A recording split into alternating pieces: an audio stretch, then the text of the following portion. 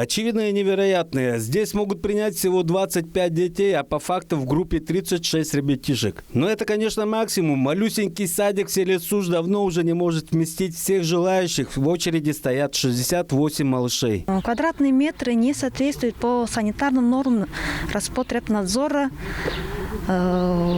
Получается на 25 мест и превышает 10, 11, 12. У нас в этом году было 37 детей. Один ребенок был отчислен зимой, в январе, потому что родители уехали за Саянами, студенты вниз. Они забрали ребенка. Просто сказать, что в садике не хватает места, ничего не сказать. Здесь просто очень тесно. У нас получается 2 группы, и они играют в одной группе и спят в одной группе. И мы в пищеблоке сделали просто стену, чтобы отгородить от пищеблока, и сделали маленькую кухню.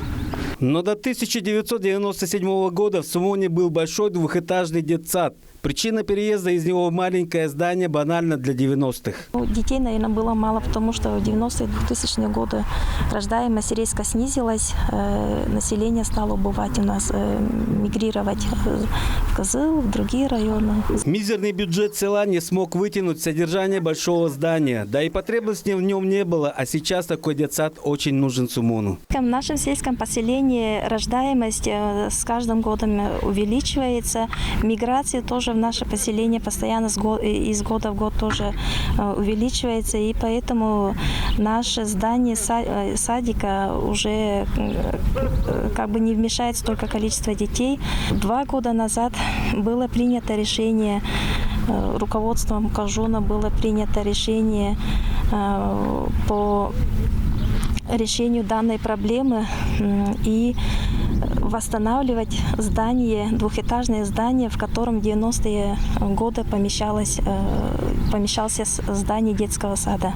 Республика выделила средства на ремонт здания, найден подрядчик, что немаловажно, из жителей села. Будет потом с кого спросить за качество ремонта. Здесь уже установили окна, положили штукатурку, провели отопление. Но говорить о том, что здание скоро будет готово принять детей, рано. Предстоит еще много работ, требующих дополнительного финансирования. Буквально вчера вроде бы мне администрация сказала, что Минфином договорились, они обещали выделить 3,6 миллиона. Вопрос уже решен. То есть это поддерживает республика, да? Да, республика, да. Рио главы, да, уже поддержала эту идею ихнюю.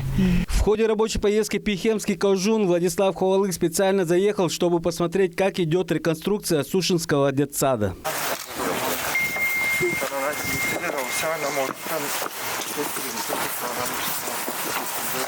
Было заметно, что в Рио главы Тувы не очень доволен темпом восстановления здания детского сада. При этом обстоятельно знакомился со всеми нюансами стройки, буквально по деталям раскладывая каждую проблему, чтобы принять верное решение. Второй этап очень сложный будет, потому что еще предстоит провести торги.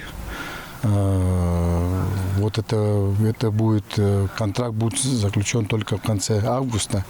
Там не столь много времени остается, да, теплого, для того, чтобы вот эти работы завершить.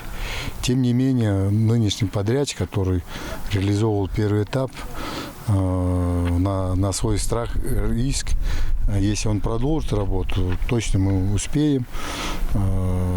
Такие рекомендации я просто дал. Понятно, что сроки очень сжатые, но по-другому никак. Ведь десятки ребятишек ждут своего места в новом старом детском саду, а воспитатели новых условий работы. Ведь идти в большое и красивое здание намного приятнее, чем в крохотные группы. Сайгын Бирбю, Баян Мангуш, Мирана Иргит, Тува 24.